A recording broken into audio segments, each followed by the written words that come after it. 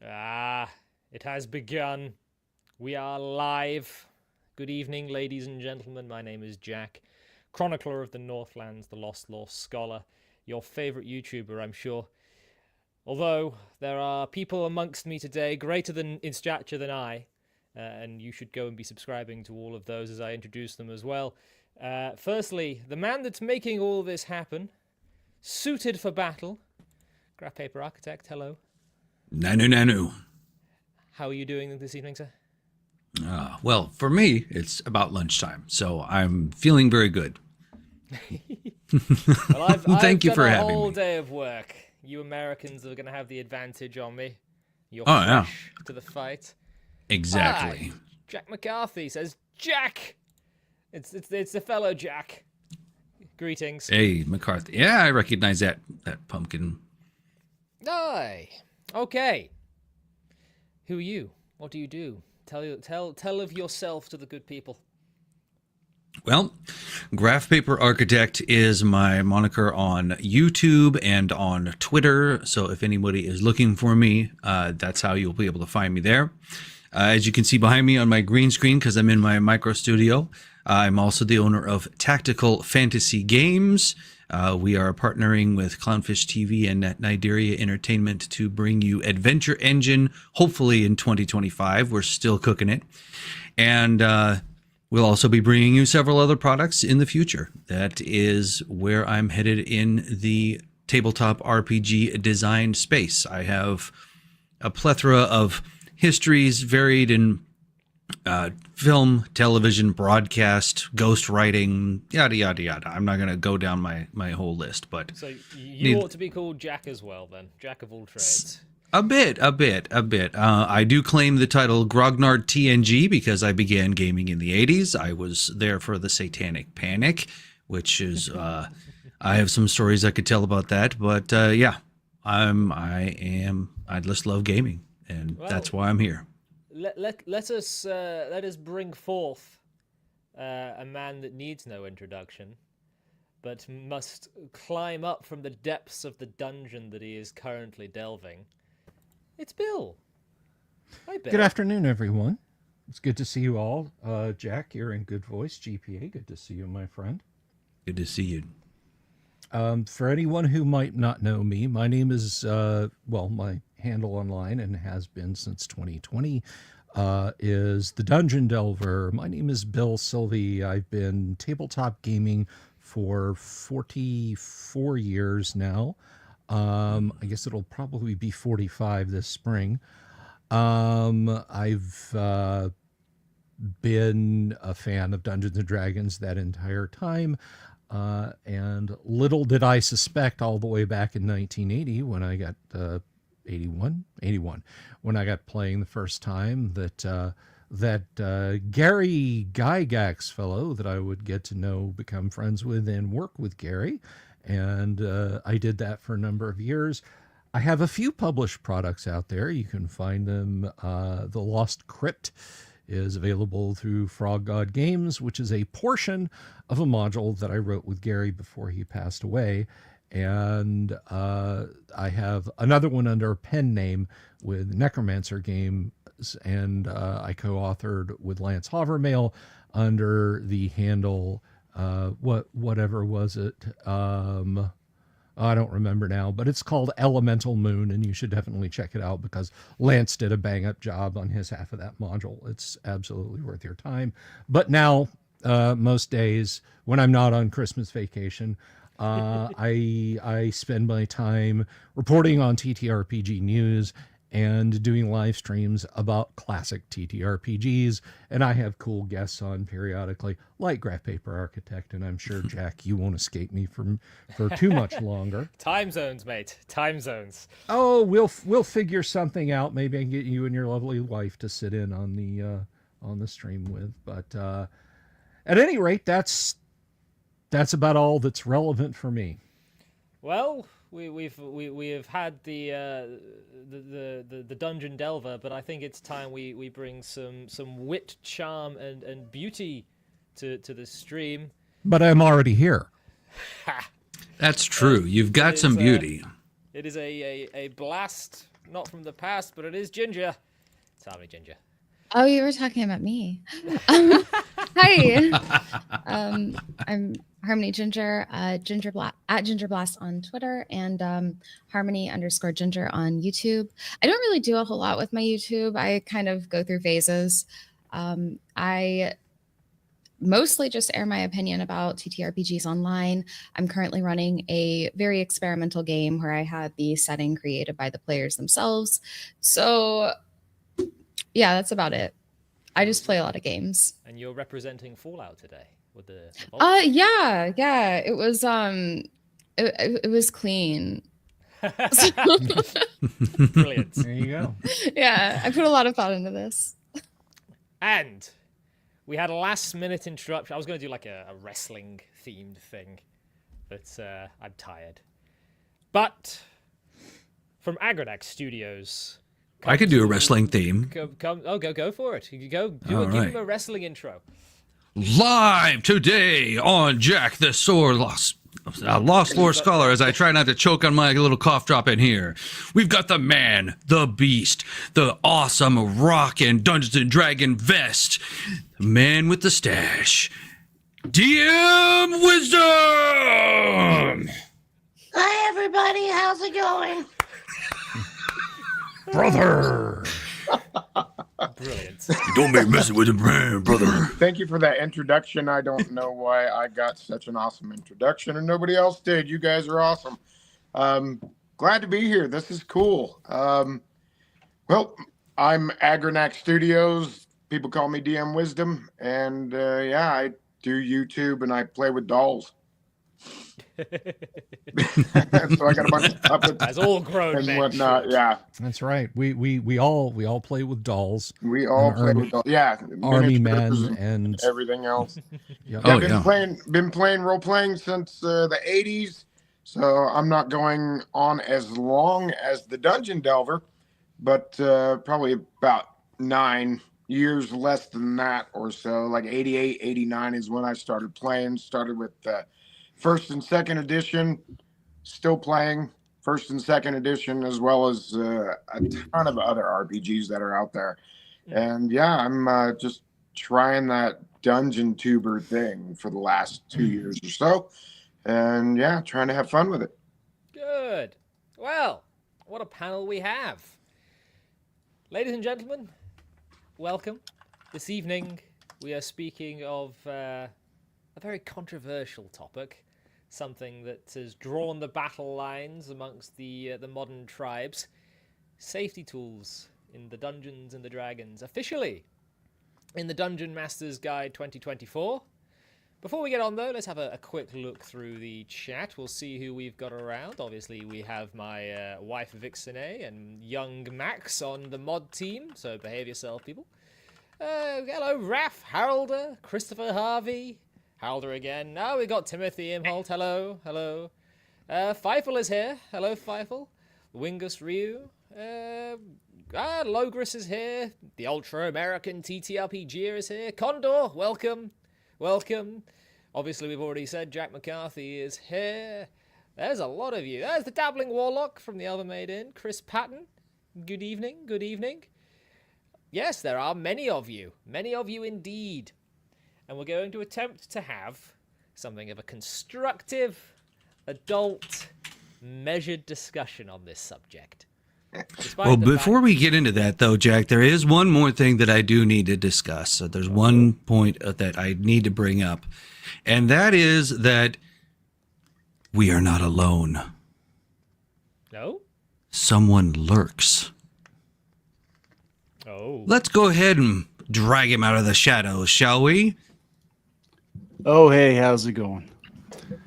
What's up? What's up? We are graced by YouTube royalty.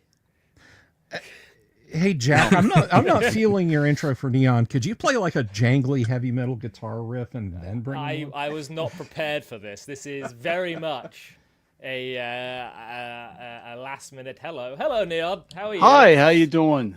I'm alive. It's been a long day. It's been a long this day. is Awesome. Kneon from Clownfish? Yeah. Oh my god, I love your channel. I'm so happy to see you. Oh, Ah. I guess Hi. at least it's friendly. I was kind of worried, like, hey, we're gonna drag Kneon out, and these people absolutely hate him. And Yes, That's the next all show. 160 No, that's next show. Don't get your hopes up, pal. All 160 kidding, of I my love your stuff, subscribers man. are heading after you right now. yeah. Big fan. Oh well, thank you. No, we just Same. like screaming in the microphone about stuff, and people watch us, so it's kind of weird to Hey, it seems to work. interact with people in the real world, right? Well, we know that everybody just shows up for geeky. Yeah, They that's just true. tolerate you, That's true. right? Yeah, I'm just along for the ride. Yeah. See, yeah, no. Yeah. I have the same thing. I too have a redheaded wife, and whenever she's on stream with me, it seems more people show up. Yes. Yeah, they like the spice, right? That's Sorry, Harmony, you are here for more than just being a redhead. I promise. yes. Hello. I'm sorry to fangirl. Just nobody told me Kneon was going to be here. So, I didn't know I was going to be here. wow. Okay. That's awesome. Sorry. But no. It's nice to Deep meet breaths. everybody. Deep breaths. Well, no, welcome. It's good to have you. Yeah, no problem. So Kneon of the land of the clownfish. Yeah, this is it right here. This is the land of the clownfish. So what is being discussed? We're talking about safe words in tabletop. Is that? Yeah, exactly. Yeah, and to his credit, I should just, I'll toot for Kneon a bit. He's an old school. Stop, I tried to get everybody to do that. Stop. We were all supposed to do this when you showed up. DM Wisdom has called. Oh, he's not even a seeing cease- us. No, I am. I was actually trying. I was trying to find my stack of old Dragon magazines I got laying over here. We now must speak of DM Wisdom's trigger and see what is wrong. But Well, you, this, yeah, you said safe space, so or safety words. So I figured I should chime in and say we don't do that here. No. Give the double fingered salute. Is that? Yeah. So should I talk about what this is before or just when it's my turn? well, let's bring up. Oh, that's not the right Which thing. one? That's No, the right the thing. one- No, that safety is and the PHP. right thing. That is the right thing. Yeah. Well, yes, the words of Gygax are always the right thing. Yes. Is there a better way of doing this? I think I'm gonna. Oh, that's me. I'll put us here. We'll be very small for a bit. This is from the 2024 Dungeon Masters Guide. By the way, if I just quickly go down the list as we have it, just one word, yes or no. Do you like 2024 Dungeons and Dragons GPA? No. Delver, obviously no. Hang on a second. Hang on. No, I'm serious. I haven't played it. All Fair right. enough. If you're asking me if I like a version of D&D, aside from my feelings about AD&D, which first edition, which I've told you guys about the Led Zeppelin and Black Sabbath crux that they represent, I have to look at it from a rules standpoint. So I don't know yet. Now, tonally, if you're at like stuff like this, no, I don't like stuff like that. But please continue. Yep. Ginger. I'm with DungeonDelver. I can't say if I like or dislike something I haven't played. But tonally, you would say no. I mean, tonally, I haven't read it. Fair enough. Now there have been stuff that has come out on Twitter, and like I assume people share like the probably the most egregious parts of it. I think there are probably things that were improved from 5e, because I know 5e it was a little bit rough around the edges at times. There are a couple things I really dislike about it, namely the homogenization of classes. But I mean, I haven't played it. I can't really give a full opinion on something I haven't played. Yeah, fair enough. What about you, Mr. Wisdom? Well, we did a review on the Dungeon Masters Guide 2 weeks ago. That was a hilarious video, by the way. Yeah, I after Zoth threw up all over it, I haven't really had a chance to delve into it. So I think a lot of us may be in the same boat where we don't really, we don't have that that tactile at the table. We've actually played it. But being that it's supposed to be a derivative of 5e, I have played plenty of 5e, and so glad I'm not playing it anymore because of it's just very cumbersome. So yeah, that's all I would say. So yeah, you're not talking from an expert for D&D 2024. And Sir Kneon, last but most definitely not least.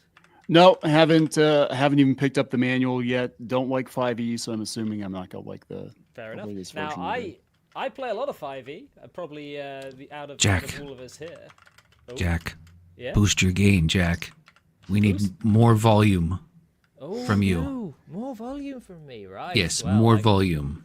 We want more me. I like having more me. How's this? Sometimes my computer decides to tell me that my input deserves to be lower than it is. So let's go for... Well, I didn't say I wanted your input, just volume. No. Like, It might be the microphone. how is that? You might want to put the microphone closer to your mouth. Are we better now, Mr. Krabs? Yes. Mr. You're fine. Yes. Brilliant. Yeah. Good job. Anyway, I play much too more hot. too hot now. Bloody hell.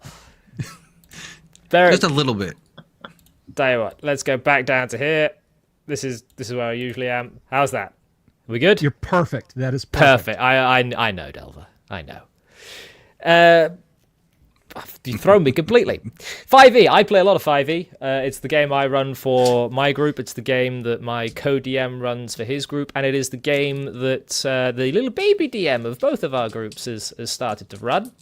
So I can perhaps speak a little bit more to comparisons between 5e and 2024 from what I know, because I do not plan on buying the 2024 stuff. 2024 seems to me as just a more abusable version of 5e, and 5e was already horribly abusable. But now that we've got sort of everyone's takes on this, listen to my dulcet tones. Since D&D is improvisational, the game can go in unexpected directions. It's helpful to have an agreed-on signal that players can use to communicate the limit has been violated, allowing you to adjust quickly. That signal might be a gesture, such as crossing the arms in an X, or raising a palm in a stop gesture. A code word or phrase, touching or lifting a designated object, or anything else your group agrees on. Players should also feel safe to say stop and pause the game until the issue is resolved. The person who invokes the signals can comment on what they want adjusted, but doesn't have to explain why the content is objectionable. The signal shouldn't trigger a debate or discussion. Thank the player for being honest about their needs, set the scene right, and move on. Make it clear to players that if a person isn't comfortable using the signal, they can step away from the game or call for a break to talk to you privately. Players may also give a friend permission to use the signal on their behalf, as the DM lead by example. Take your players' needs seriously and use every tool at your disposal to adjust how your shared story plays out. Safe words, boys and girls. Do we need them in the Dungeons and the Dragons? Is this something that is required? I think it's a good indicator of people that you may not want to play with. Go on. Yeah, that would be it. So I'm when I sit down at the table, I want to play D&D, not B&D, and no bondage and discipline. I don't need safe words or anything like that. We use our words, right? What it seems like is that it's pandering to these new players. It's almost like they're trying to teach people how to play without having that I guess things you learned in kindergarten, right? Be kind to one another and all of that. And as we all have grown and become adults and are now playing these games as adults, maybe even with teens or younger kids, like it doesn't take much to I guess round out your game and not be disgusting. So there should be no reason to have an X or an X card or safe word or You anything are like that. you are speaking somewhat to my feelings on the matter. When this dropped, I posted that my generation and perhaps Harmony's generation also, the millennials onwards, we our entire culture is one of managed anxiety. Now, I, like most of my generation, have been at one point diagnosed with depression and chronic anxiety and given the pills and told to go and do all the therapy and blah, blah, blah. And it takes a little while for it to sink in that none of that actually works, and you do actually need to pull yourself up by your bootstraps and fix things yourself. But that's besides the point. This is a managed anxiety sort of approach. You don't want to have things come up that would give another person cause to suffer an anxiety attack at the table. That's all this is, with a healthy dose. And you brought up the BDSM community. The people that write these rules, I have been informed, do write erotic BDSM fan fiction on the side. So there is a direct link to that. So I think that was their origin, wasn't it? That they were written for a game that was using that, and that's where they were extrapolated from, almost verbatim. Indeed. And not that's bad. I mean, if people want to play that kind of game, fine, go play that kind of game. Just not at my table, please. That will be reserved for me and the wife, and that is that. TMI. So, what does everybody else think? Should we go around the room and call out our guests and jump in where you feel? I saw Delver sort of opened his mouth to say something, then thought better of it. Oh no, I was just pantomiming being on the verge of saying something off color, but I'm not going to do that. I actually, I mean, I think we can keep this thing fairly on track and at the same time have a bit of levity, but I don't want to derail what I regard is the seriousness here. Now, there have been some absolutely fantastic comments. Tim has talked about, a breakdown in trust in society and so on. And I think if I can use a naughty word, the bellwether should be, if that person's an asshole, maybe don't game with them. I don't care what you do in your game.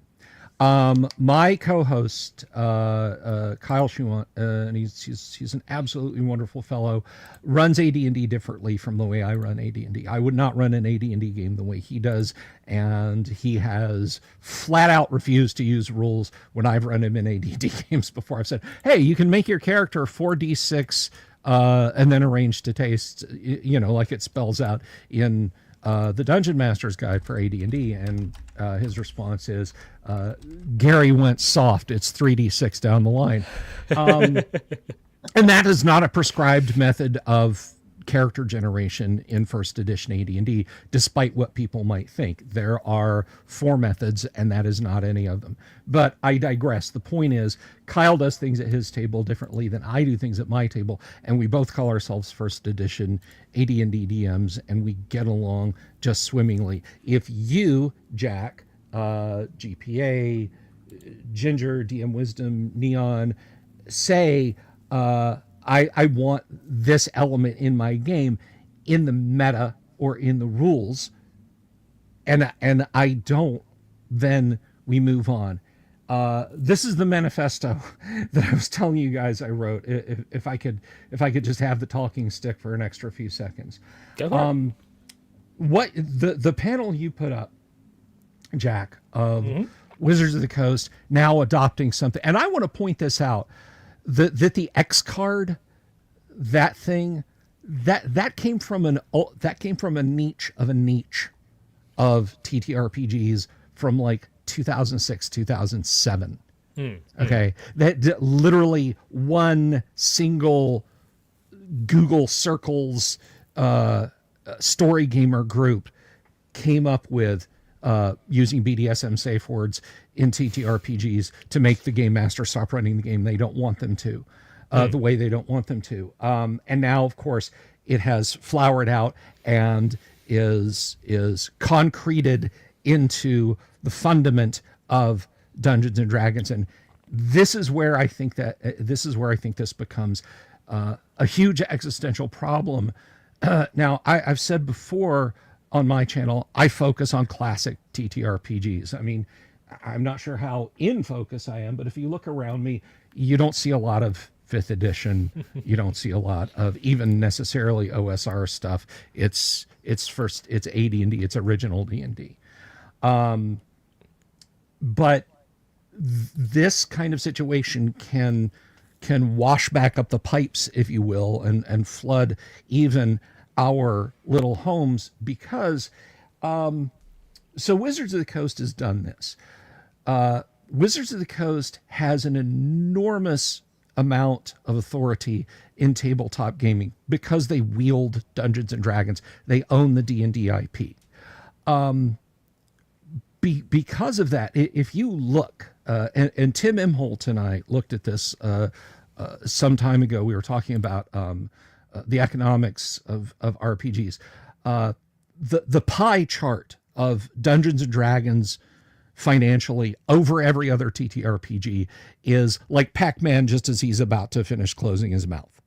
Okay, it's huge. So where goes Wizards of the Coast goes D&D, and where goes D&D goes the hobby. So if you're doing a moderate sized convention, say even something as small as GaryCon, or you're doing a games day, free RPG day, what have you, and Wizards of the Coast, who've now adopted safety tools officially, say, hey, we'd like to have official events there. We'd like to sanction you. We'd like to say Wizards of the Coast supports your convention.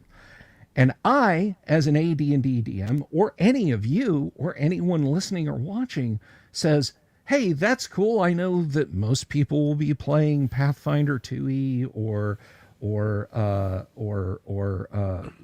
D&D 6th edition or 5th edition. But I'm going to go run AD&D. I go to this event. I go to the organization table. I get my Game Master's packet, and lo and behold, in it are a bunch of X cards. I'm running Tomb of Horrors for 1st edition AD&D with pre-generated characters, and I'm handed a stack of X cards and told, if your players don't like what you're doing and they play one of these cards, here's the little here's what you have to do. And I say, well, I'm playing AD&D, and that's not really a thing. Well, that's your game finished. So exactly, that's my game finished. They can simply go, here's a refund for your badge for the weekend. Mm-hmm. We apologize. Thank you for your time and participation, and they're done. And if you as a con organizer, I mean, when I hit 10,000 subs on my YouTube channel at the DungeonDelver on YouTube, I want to create a mini convention. I want to do a little mini convention. Okay, I certainly don't intend on enforcing safety rules at the table. If someone comes and they do that, that's entirely their matter. I'm not going to run over to their table and flip it over and say, don't you dare. But I'm not going to enforce it. But now comes the backlash that, hey, the old schoolers don't want to use safety rules. And so, okay, well, Bill Sylvie doesn't like using safety rules, or Kneon doesn't like using safety rules, or Jack doesn't like using safety rules. And suddenly we find ourselves not really welcome at venues. And as someone who, in the maybe 4th quarter of life that I've got left, before that final gun, I'd kind of like to see some AD&D out there being played, just like it was from 74 to 78 or 80. So my choices are cave in to the desires of them and say, okay, fine, the sphere of annihilation doesn't destroy your character. It bounces you back out into the hall. Weak sauce.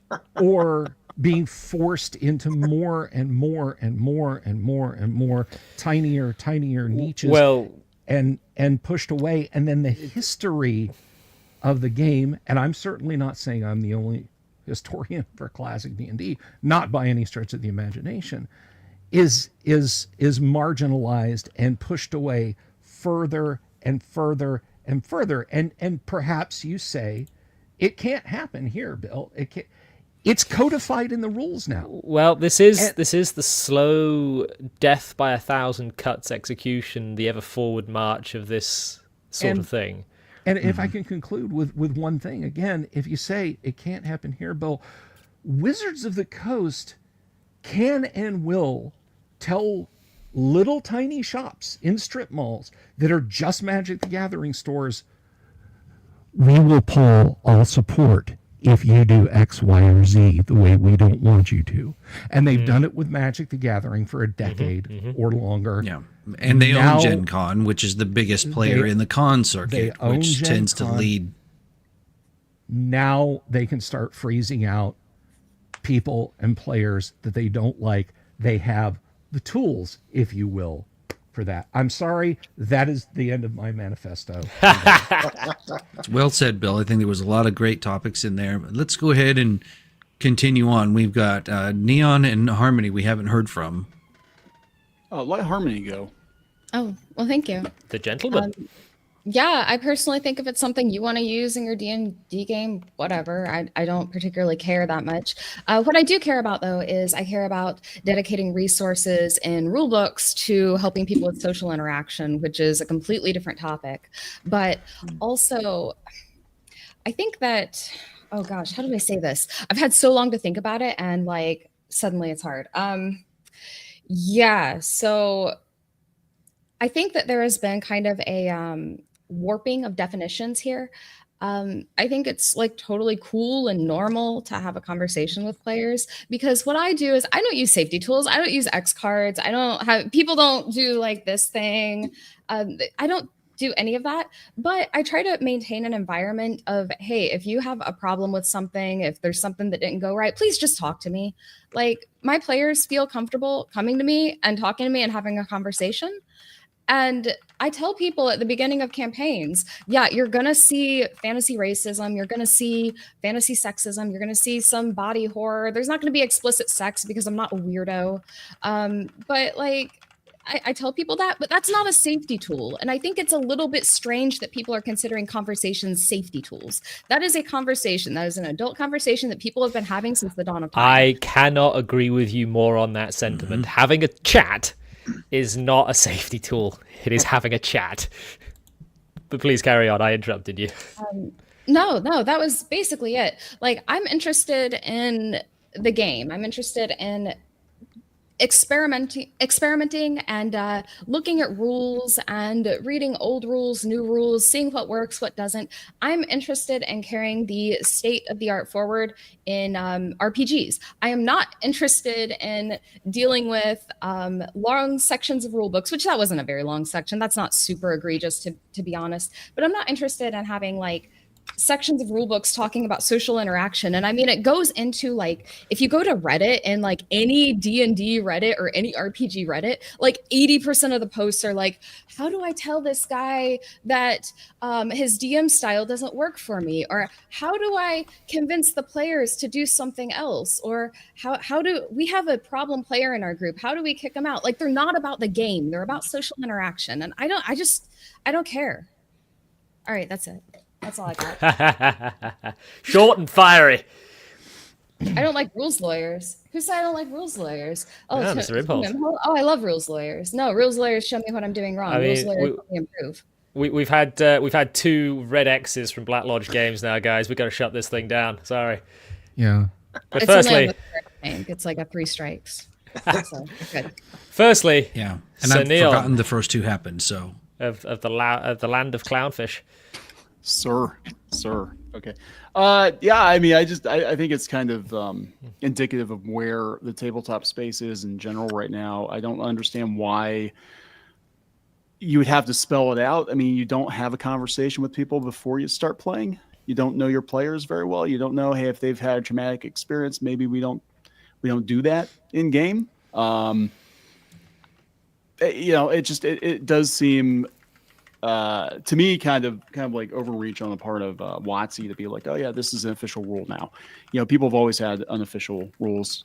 Your table, your rules, you can do what you want. But yeah, I just think it just shows real lack of trust, I think, of the players, of the customers, WotC's customers, to be like, yeah, we have to walk you through this.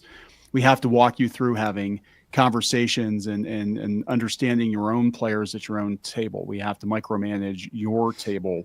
I don't think it's going to go the way they think it's going to go. I think this is on top of everything else that they've got going against them to intrude, I think, in your space like this is definitely not going to sit right with a lot of people. It's just my opinion. Well, I really appreciate hearing from everyone. I think that this is an excellent panel, and I really want to, also that I concur quite heartily with many of you on, that what we're seeing is that this is a fundamental change to basically the Tiamat of tabletop RPGs. And one of the things that we think about, I'm sorry if I look a little distracted, there was a graphic that I didn't import. I'm going to try to import that graphic now. And did it go? Is it in here? Yes. Thank you. No worries. So to toss a little fuel in the fire and to address some of the situations that I've seen occur and some of the things that I really want to try to help in our TTRPG community, which again, thank you for the TTRPG community and design community for posting this to their channels. We had a very somewhat heated discussion in their Facebook groups because we were designers. So it's a group it's geared toward designers. So it's a small little Facebook group and a group of actual designers talking about designs, talking about what we're doing. And it's an excellent community, I've found. And this particular graphic speaks to some of our concerns in this community that we see and in our TTRPG space. The first point, though, that I do want to bring up is just about game rules and mechanics. We'll let this sort of stew. When I read those safety tools, what I see is that, it's like, oh, okay, you want to listen to your players. Okay, yeah, that makes sense. And people should be able to say, whoa, Raguk doing that, that's a little bit too far. Okay, fine. That makes sense. That's just normal stuff. And it doesn't really change any of the fundamentals of the game or the way that we've been playing for decades. But what does is when they say specifically in there that you then go back and correct the scene, that if somebody throws an X card, then there's an assumption of wrongdoing by the dungeon master, and then the dungeon master is supposed to assume that it was wrong of them to do whatever they did, and that there must be a correction. It isn't worded like maybe you should consider it, or we could talk about it. It specifically says, do not debate. There shouldn't be a debate. Yeah. Exactly. And that's the kind of, it changes the game completely because it shifts, one, the power structure of the game, that the dungeon master is no longer the dungeon master saying this is how it is, and it also completely cracks open the entire door for anybody to throw it for anything with absolutely no debate.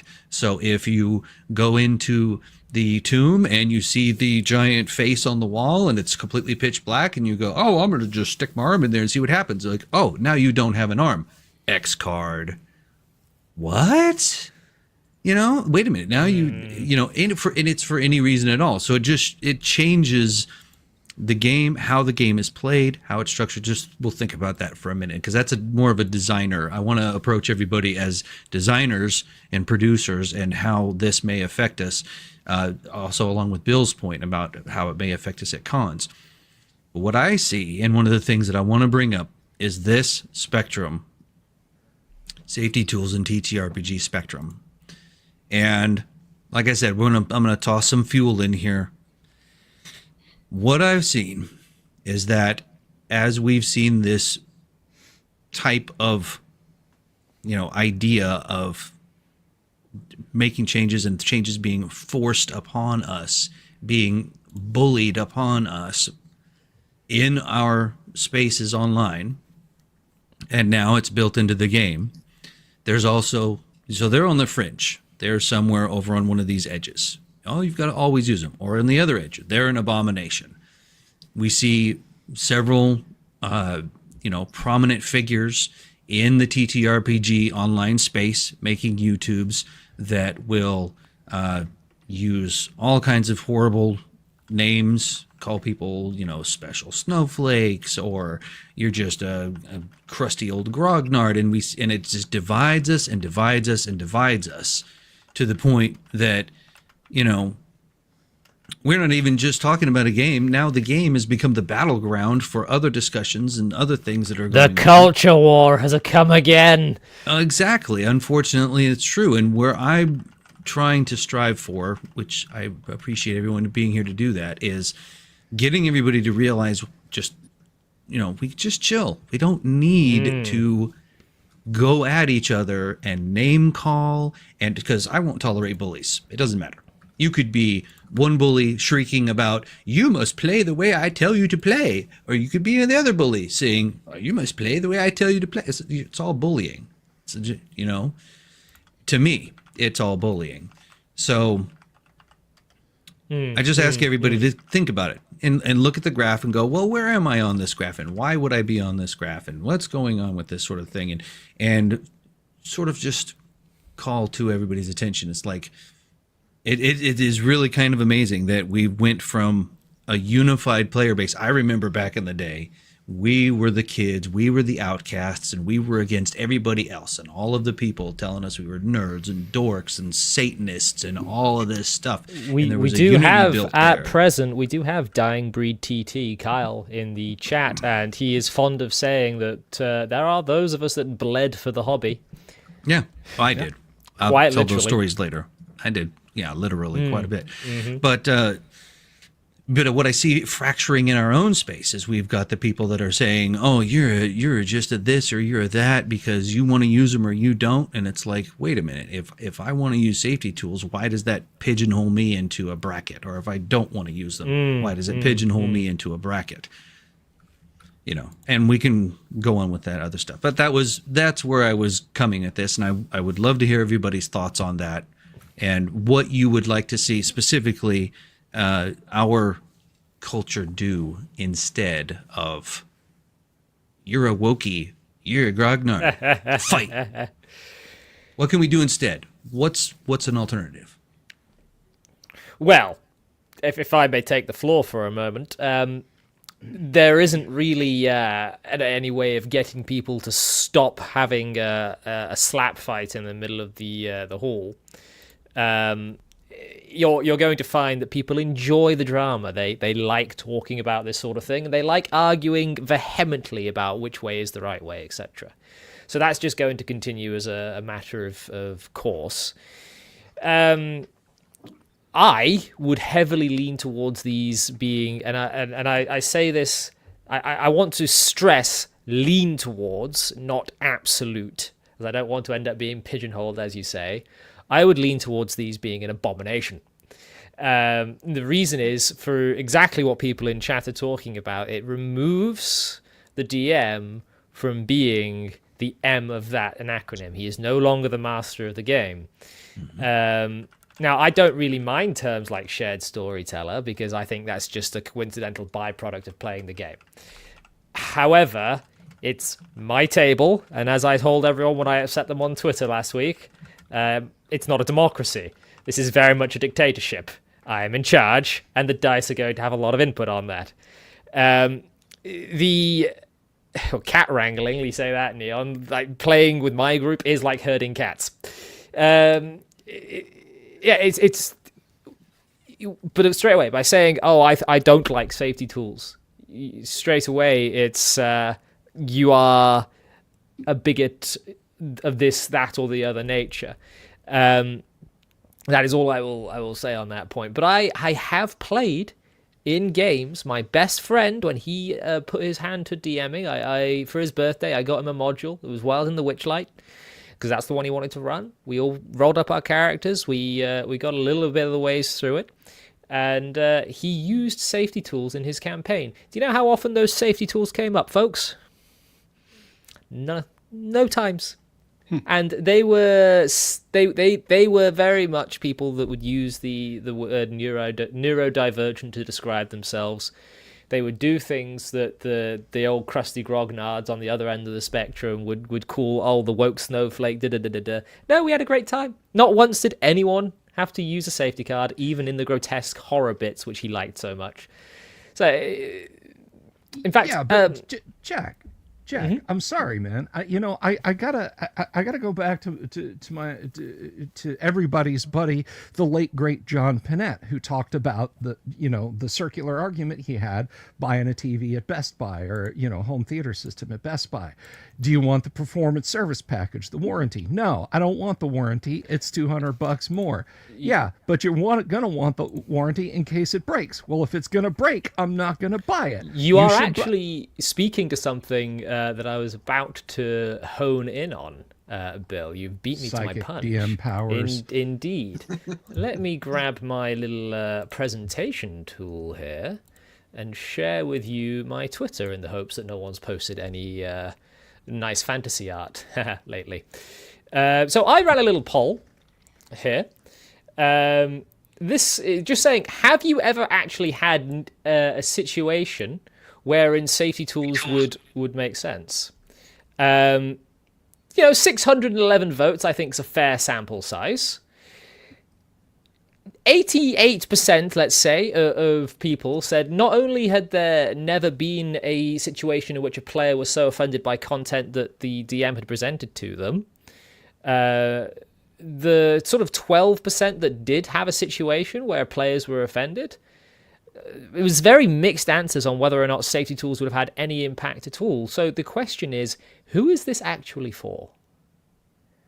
Because they've shoehorned this in here for a reason. If I can do a little quick snippet of research and find that actually these tools don't seem to be all that necessary to the overall game, i.e. no one actually wants the warranty bill, why are they there? Why have they appeared? Any guesses? They're there to signal to a tribe. That's all it is. You are damn right. Yeah. It's really just a signal. Because you mentioned that your nephew, you said, I think, ran a Wild Beyond the Witchlight with safety My best tools. friend. Sorry, best friend. Yeah, that's one I've actually read. And if safety tools were ever usable in a standard campaign module, it would be that one, because there's some pretty dark stuff in that one. Yep. But anyway, I mean, it's not a thing that like people actually use. And you're talking about eroding GM authority. Like I actively experiment with eroding GM authority and distributing among the players in my game. But I mean, it's still not anything we've ever used or would ever use. We talk, and I think adults talk. Yeah, but back to your question, like, was it justified? Would it have helped more? Your tweet here.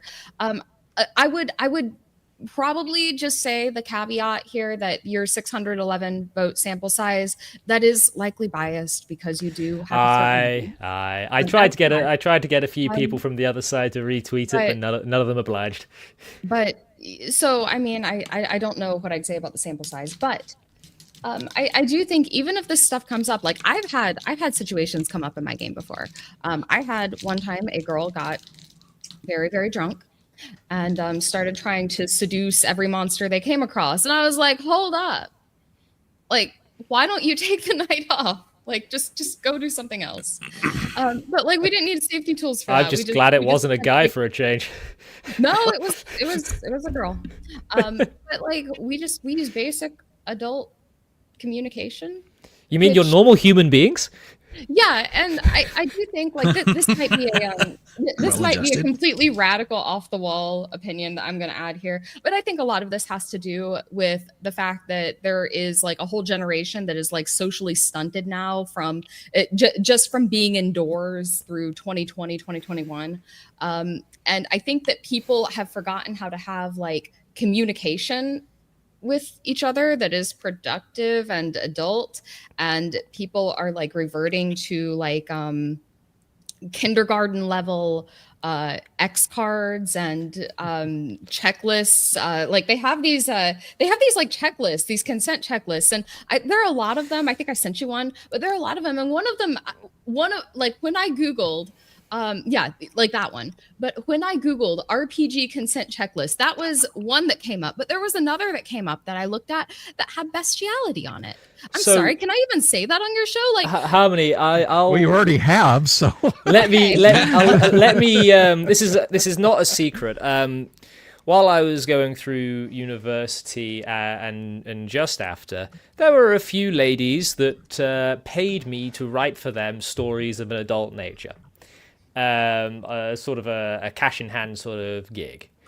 I have been around some rather dark corners of the internet, and some of these RPG consent checklists, they are just lifted from certain communities, shall we say. You've already said BDSM. I think yes, pretty much the curtain's rung down, dude. But it's like there are furry communities with less egregious consent checklists than some that I have seen in rare cases. So there is, when this is coming out of it's a weird amalgamation. This is of, as you say, a tribal signaling, Harmony, to a certain wing of American politics and kink communities.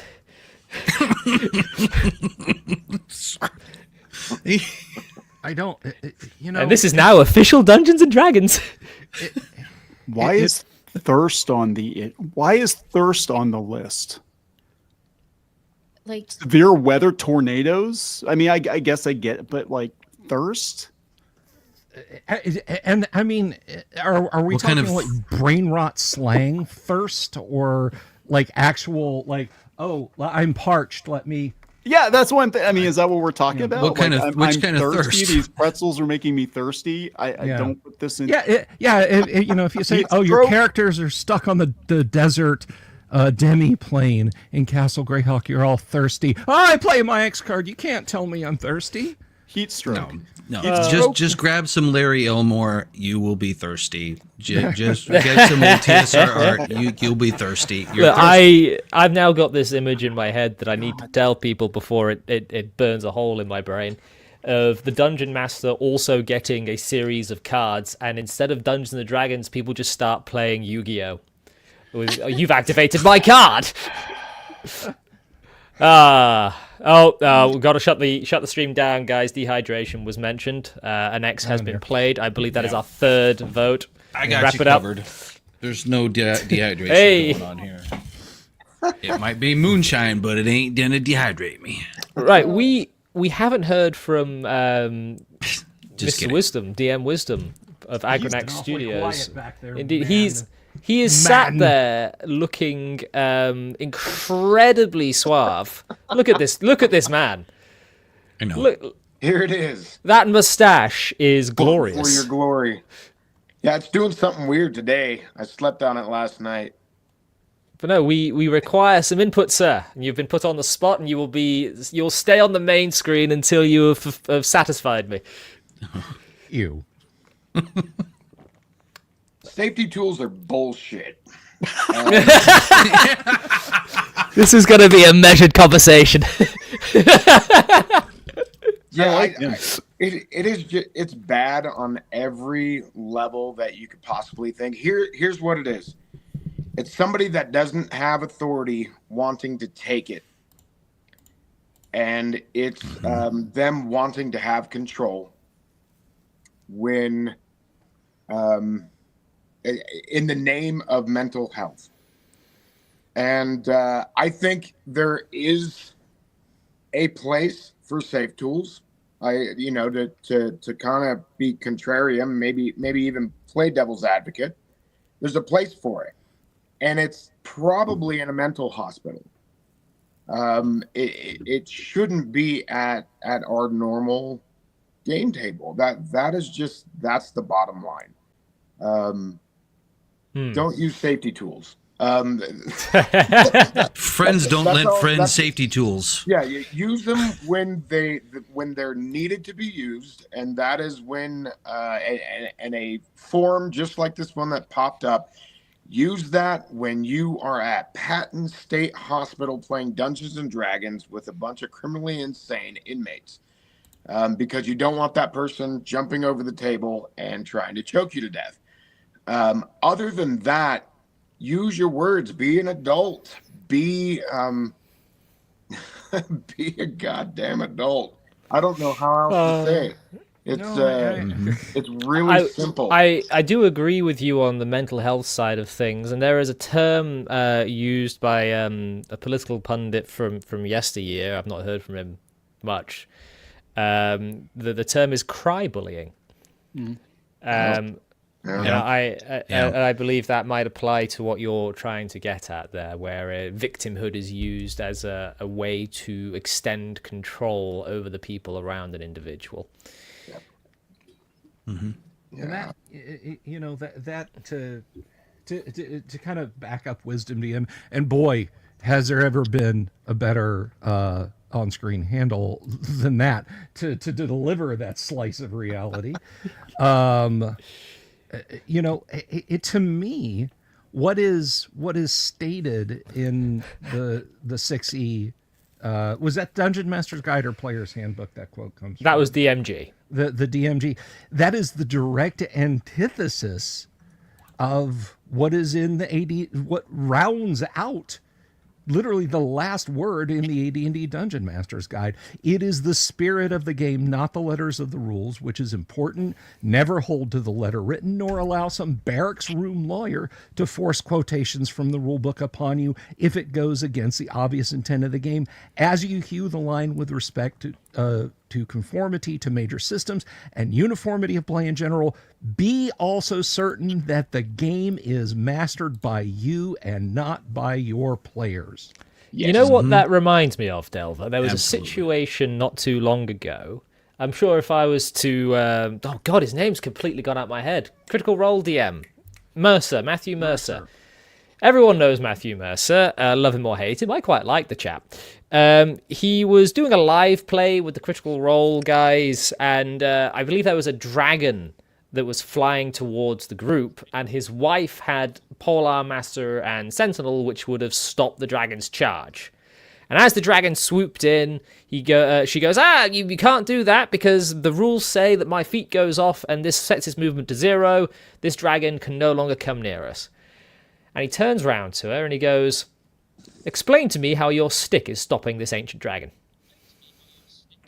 So I think that is very much a clear example of Dungeon Master mastering the game. I mean, it's the paragraph goes on, but I mean that last sentence of the first half of the paragraph, the game is mastered by you and not by your players. Look, I don't mind if someone at the table says, Bill, the duration of bless is this, or it doesn't take a -1 from your monster attacks. It just gives us a +1. That's fine. All right. This old brain of mine has some bad sectors in its hard drive, and occasionally I will drop a little bit of information that I might have held on to, but at the same time, I can also remember all of my family's birthdays. But the point remains that I, as the DM, have the final say as to what's in my game and what's not. And when I started rambling and you guys let me go off on my manifesto that I promise I didn't write in a safety bunker somewhere, I started it off with the premise: don't game with assholes. I have a very dear friend of mine. She sent me a recording of a live playthrough her and some friends did with a Call of Cthulhu game that they played. I got about 30 minutes in, and they got to a particularly disturbing description by the game master of the death of an infant. I noped out. I don't want to listen to that anymore. What I did not do was call her up and just jump in her shit and start yelling at her that, you know, she was a bad person and how dare she do that and yada yada yada. I just said, that I'm just gonna tune out. And I play a lot of Call of Cthulhu, and I've put some pretty grim shit in my Call of Cthulhu games. Anybody who's watched them when I've run them live know that I have. I mean, I dropped Yang Yan Zhao off a cliff. He was running through the Alabama backwoods in the dead of night, and I'm like, give me a luck roll. You failed. You fell off a cliff. You're dead. You splatter on the rocks below, shards of bone. Maybe in a few years, hikers will find your wallet in a mash of desiccated guts. And He keeps going. The safety tools, they do nothing. The safety tools they do nothing. But they're totally ineffectual. Almost like that's how I roll. But the point is, don't game with assholes. If you anyone out there run into me at a convention and you're like, I think you might be an asshole, don't game with me. I don't think generally speaking, I have a very bad sense of pointing the camera back at myself and knowing, but generally speaking, I don't think I am. But if you think I am, don't game with me. You have a fan, Harmony. It's really. Sorry, Delver, you've been voted out. The chat wants Harmony. All right, good night, guys. I'm just going to run the end credits here, and we'll see you on the next stream. Oh, shit, he's actually got credits. He did it. I'm triggered by owlbears. Don't do it. No, there's someone in the audience who's triggered by owlbears. There's two people in the audience. I'm triggered by his pet. He Stop posting your pet. You knew who I'm talking to. Go ahead, Army. Sorry, I'll shut up. Yeah, I have been informed that it is super important that I mention that the author of that checklist that we put up, which is the big checklist they use for if you Google D&D safety checklist or consent form, that's what you get. It has been the information has been given to me, and I've been told it is super important that I say. You'll never guess who sent it, right? That it is written by the same author as a book called As Kinky as You Wanna Be, Your Guide to Safe, Sane, and Smart BDSM. Thank you, Matt. You see, I didn't know what the title of the book was. I just knew it existed. Her name is Shauna Germain, I think is how you say that. I should have grabbed my meme. I posted a meme on Twitter, and it said, it had the rules on it, and it says, you know, if your game has a safe word, it's just dungeons, no dragons. I know. Wah, wah, wah.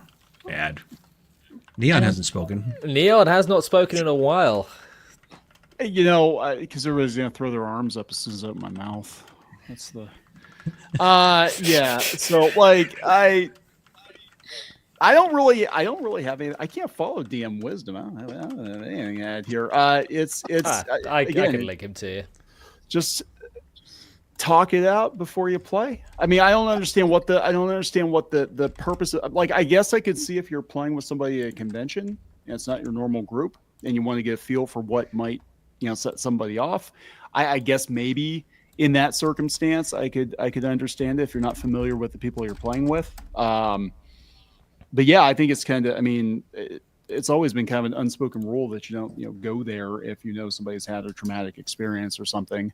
That's just part of being a decent human being. You don't need to codify it into rules. Can I possibly offer up an explanation, Kneon? Yeah, please. Okay. First of all, it is about control.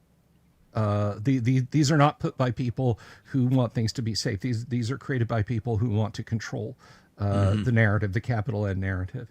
And the other is these were created by hobbyists.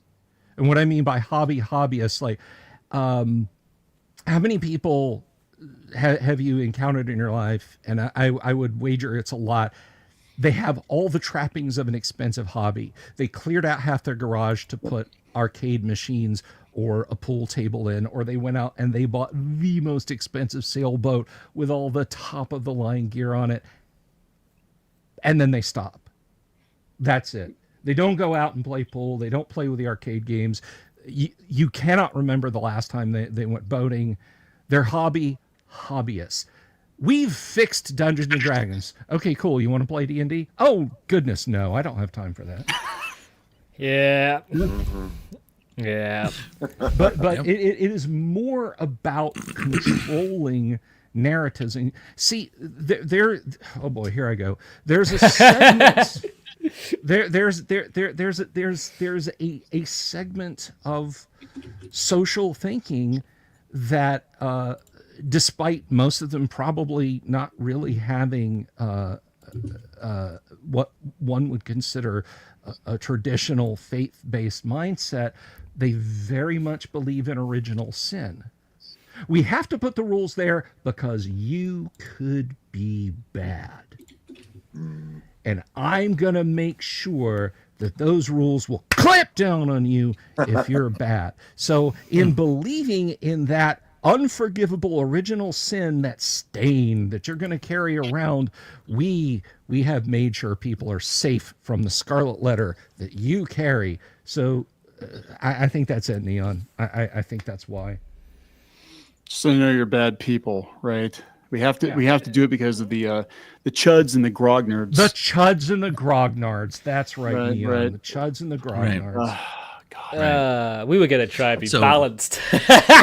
Well, we're very balanced. I think this is the best discussion that I've ever seen on it. I understand everybody's viewpoint. I appreciate it, but it doesn't require us to become fringy and definitely not. Call people out or try to pigeonhole them into specific ideologies or specific political groups or specific anything, because anyone could take these tools and be a bad player.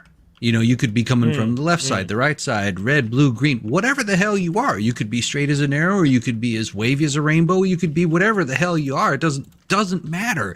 The use of these tools means that you want to control the game for whatever reason you have, and that's where I get into that. I just wanted to bring it into shine a little light on the tribalization, because it's so sad. I don't want to see that. I just want everybody to sit down. It's like we all come to a table. Someday I would love to DM for all of you. I don't give a shit about any of your personal anything, and I don't mean your, I don't mean your traumas, but it's like I don't care what you had for breakfast or who you voted for or who you pray to or don't pray to. I don't care. Just shut up and play the damn game. Yeah. You know? And where I was wondering about some of the things that I'm thinking about, because it seems that we're very congruent on those topics. So coming at this, before you continue, go ahead. You know what else we should be congruent upon? What? We're about halfway through the allotted time, ladies and gentlemen. So if you have not already, please do like the stream, share the stream. I'm getting a bit of feedback from somebody. I'm not sure who. Go subscribe to everybody here. I'm sure you're probably already subscribed to ClownfishTV, but go subscribe to GraphPaperArchitect, DungeonDelver, Ginger Blast, and also hit the little subscribe button down there at the moment so you can subscribe to me as well. I do more than just rant about this sort of thing, I promise. And now that I've reminded you to like the stream, it is free. It helps me a lot. Do it now. There you go. Thank you. And you, Tim. I will carry on.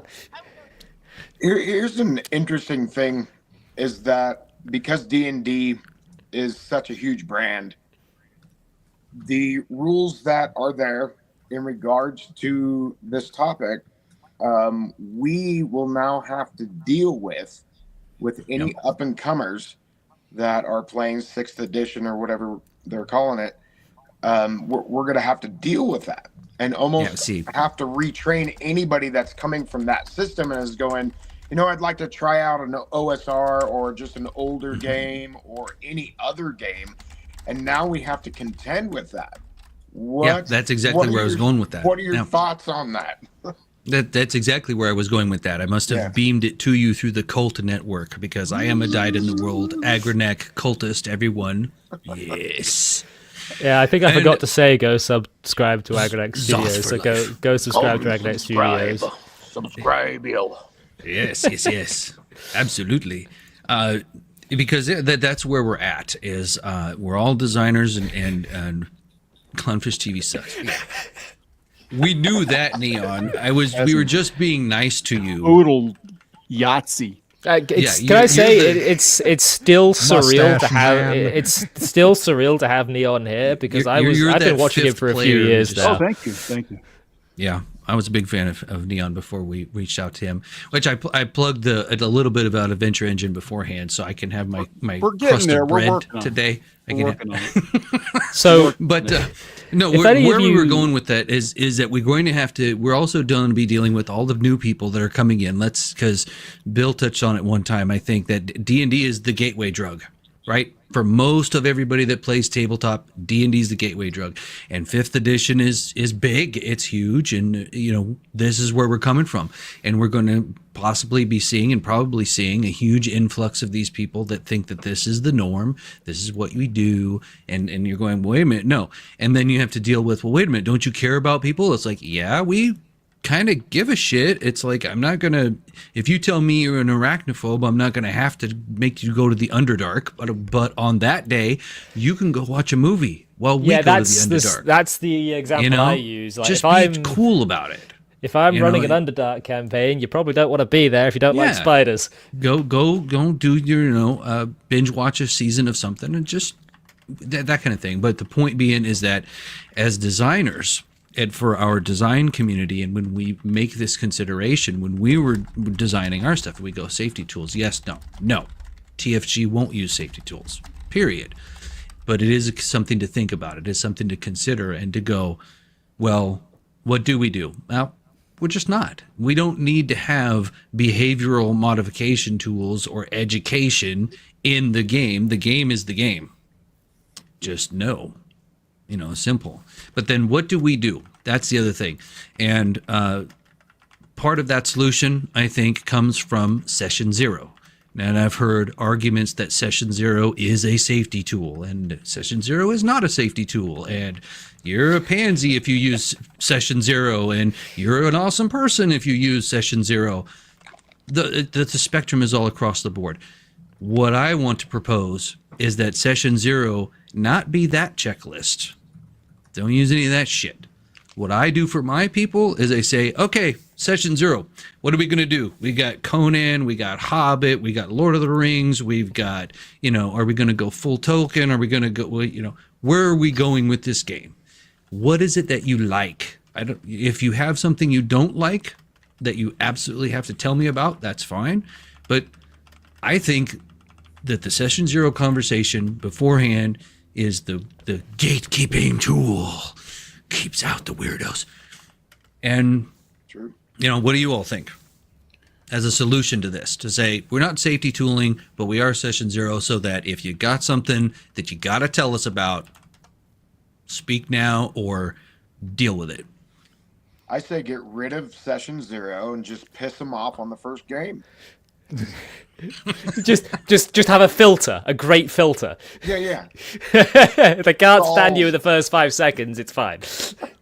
I've actually kind of come around on Session Zero, because I think if you have a Session Zero where you just sit and pal around with people, it's a good opportunity to kind of feel people out a little bit. It's just like, if I think this person's an a-hole when I'm standing there, trying to decide on some back issues of Iron Man or something like that, even if that's all it is, it's better than the alternative of they grabbed your phone number off of or email address off of a tab of paper on the corkboard at the comic shop, and the next thing you know, you've got some insufferable twat waffle sitting at your table, and you're having to.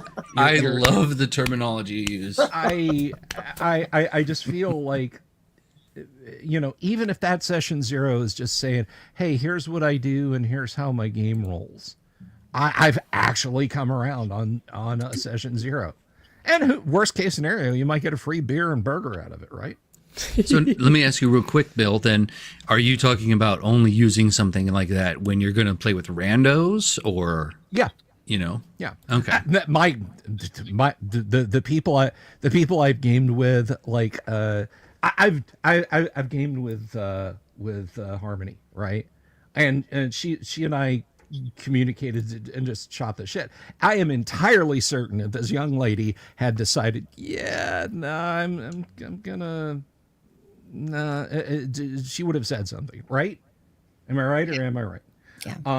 And GPA, you have watched the show. You see how I've run my games. Yeah, I'm in your show. I love it. It's the best. It's the best AD&D. You know, and then I'll quick plug. If anybody out there ever wanted to know something about AD&D, tune in. Ask. Plug the hell out of the channel, but you don't have to blow. This man is a fountain. Worked with Gary. No shit. He's the real deal. Ask him. Anyway. Okay. Stop it. But the point remains is you can get a degree of interaction with people and decide beforehand, you know, and it completely negates the need for, you know, for that sort of thing. I mean, imagine, if you will, you go out, you know, you're 10, 12 years old, you go out to play sandlot football, and you show up and there's 5 guys in NFL umpire gear. They got the flags, the whistles, everything, and your friends are like, the fuck are these people? That's just in case you guys commit like personal fouls or tackle out of bounds or pass interference or something like that, and your friends are looking at you like, we're friends, we're not gonna, like, you know, body slam you or tackle you out of bounds or whatever. Yeah, but if you do, they're there, you know. They're your friends. They're or at the very most, they're or at least rather, they're people you've interacted with. You can tell the NFL officiating crew to stay home. You can leave the X cards aside if you just pick and choose who you want to play with. And if you pick up on the vibe of classic AD&D, and you're like, oh, I've heard about this Bill Sylvie. He's a dungeon delver. Ooh, yeah, I've read that kind of ranty manifesto about AD&D and Black Sabbath and naked chicks in the modules and blood on swords. He's kind of fun to watch, but I don't think I want to get in his game. There you go. Or maybe you embrace that wholeheartedly, or whoever you are and whatever you do, you know, maybe spiders are your jam and you hear all about how HarmonyGinger's got hyper intelligent scientist spiders you know, or whatever. But I can explain that. I'm sorry? I said I can explain that.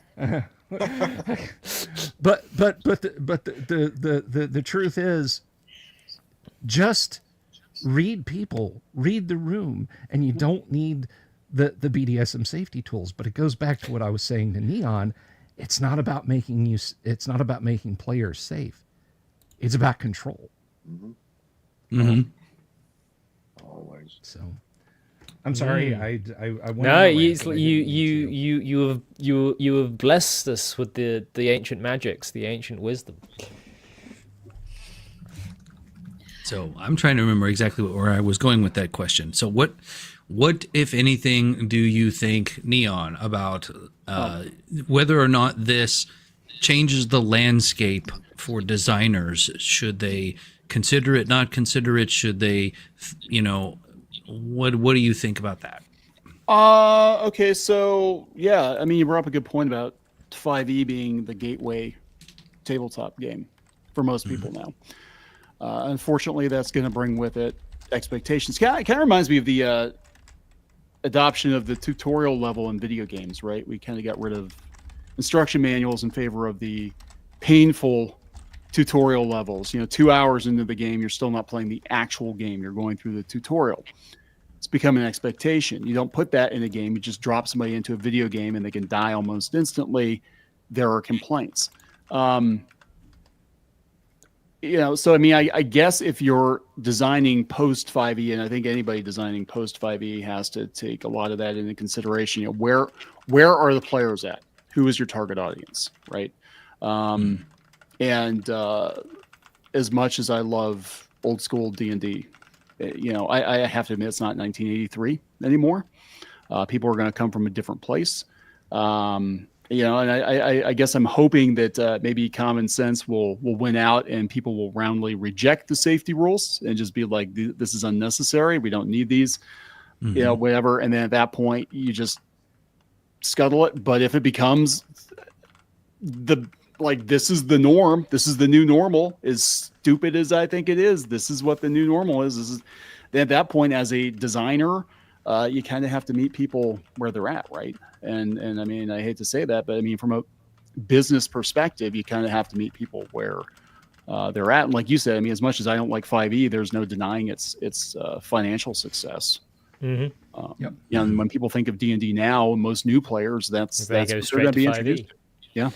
It's one of those things where when I returned to the hobby after something of a hiatus, 'cause I started with 3.5 back in sort of like the early years of middle school, high school. Went through 4th edition, which was a trip. And when the wife said she was interested in D&D, we got the 5th edition books. And it sort of grew out of that, which is that everyone that has now come through my group, I had a lot of new players in 2020 when COVID decided to come around, or 21 or whatever it was.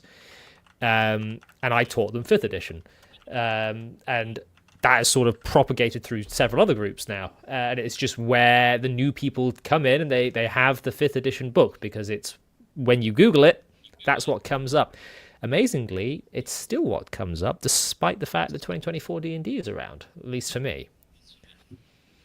But we haven't actually heard from Harmony and Wisdom for a little bit. So do you guys want to step into the arena here? It was from a business aspect. Go on. Go ahead. Okay. We're all too polite. I don't know much about the business side of things. I'm not a business person. I just talk online about what I'm doing with my games, and I try to share things I've learned online. But so I can't really say much about the business aspect of it. However, there was a question asked earlier, like, have we ever actually had people use safety tools in a game? And I do have a quick story to share. I actually had the situation kind of occur once. I have a player who was very, very upset about spiders.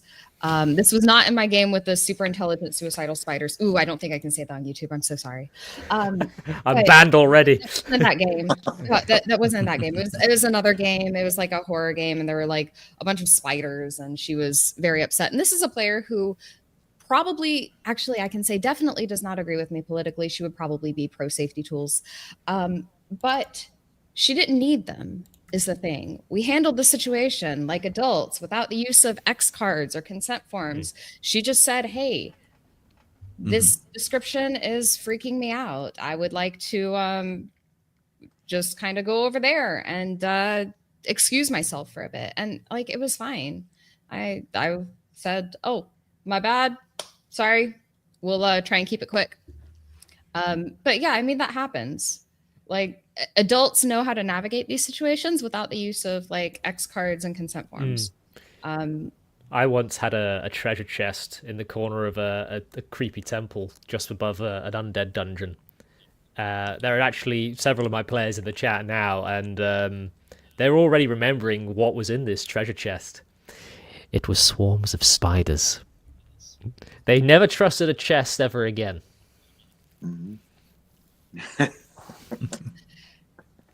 It happens. And as for session 0, I actually use session 0s. I don't know if they're for everyone. I don't particularly care if anyone uses them or not. And actually, I'm going to go back to safety tools here and say, I think if you want to use safety tools, you should use safety tools. I think it's a really good thing for people who like safety tools to use them, because that means if I go to a game at a convention and I sit down and they pass out an X card, then I know ahead of time that I'm not going to vibe with this group. And it's a good filter. Exactly. It's the filter from the other side. It is. Yep. It is. You guys have It's fun. like, I hope your game is great. I don't feel like I fit in with this group, and I'll go on to another group. Like, I think you should use safety tools if you want for that reason. And it really makes more sense in groups of randos than it does in like friend groups, because I play with friends. I play with people I like. I don't play with like, okay, I have played with randos quite a lot actually, but I don't anymore. Yeah, exactly.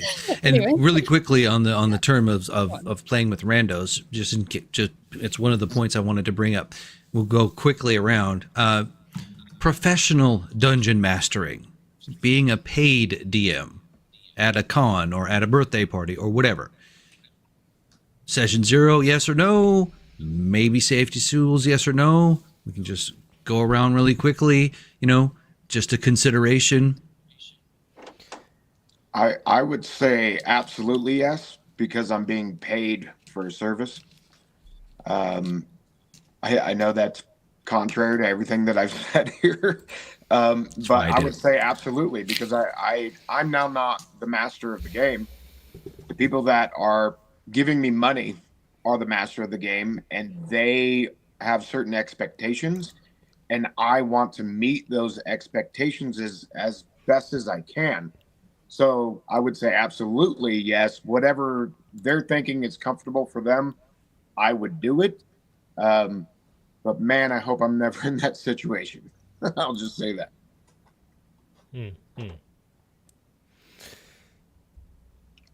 So the question is, if you were professionally running a game, would you use safety tools?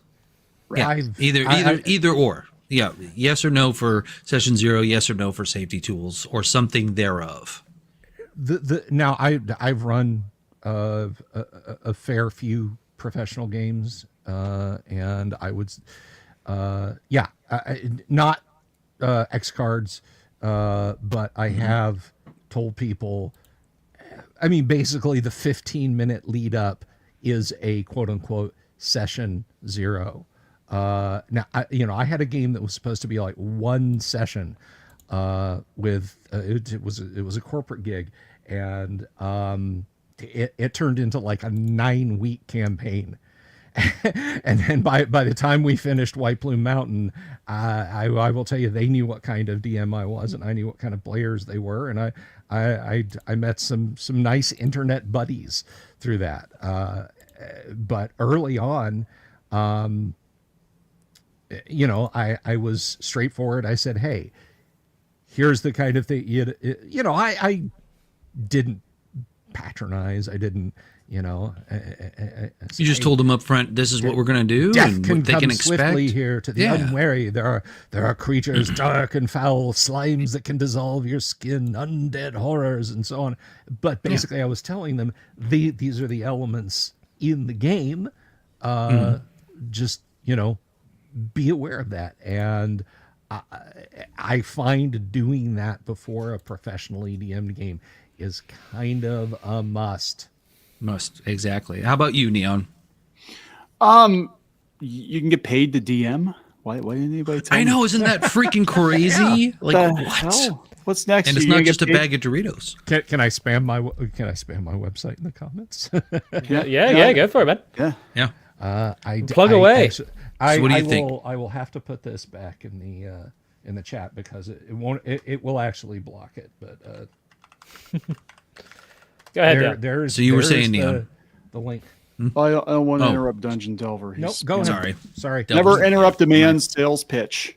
Right? That's business rule number 1. Hey, why don't we look at from like we always did, and somebody else said that, we always did session 0. We just never called it that. And I would agree with that. That's what we always did. Like, hey, am I going to connect with these people? Are we going to get along fine? Do they got time to play? Do they understand the commitment? Blah, blah, blah. And all that kind of took care of itself.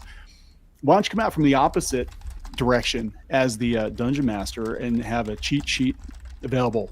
In this campaign, you will see and hear the following things.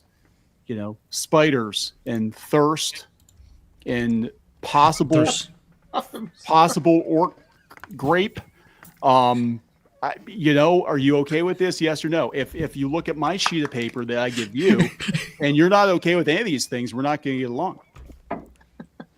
Simple as that. Do I do the X now, Mom?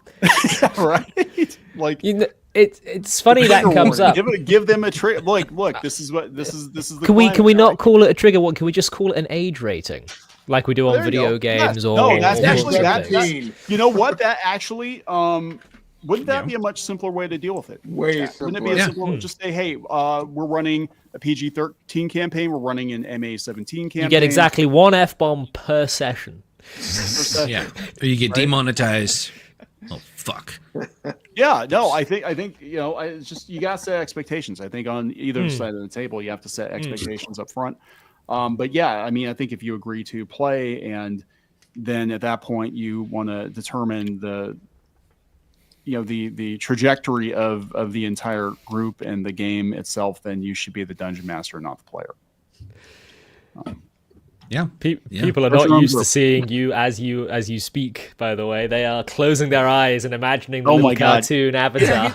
It was not a single frame cartoon head. I don't understand what's happening. It was weird. I went to a convention this weekend, and I talked to a guy who I've actually talked to for years online, like 5 years online.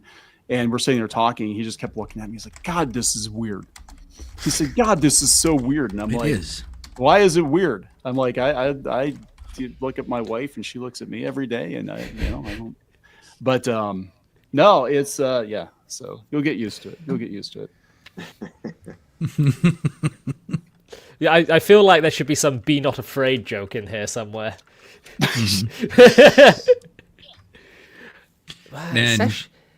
Do we really consider session 0 as a safety tool? Because it's just, I always have that natural. There's always been just this natural thing when I've played through any game like this, where people get together at the start, roll up the characters, sort of decide who's playing what based on what roles or what people would like to do, and kind of figure out the party roles and how they want to approach things, because at the end of the day, these are from war games, so there is a lot of tactical fantasy here. By the way, you can go check out GraphPaperArchitect's channel.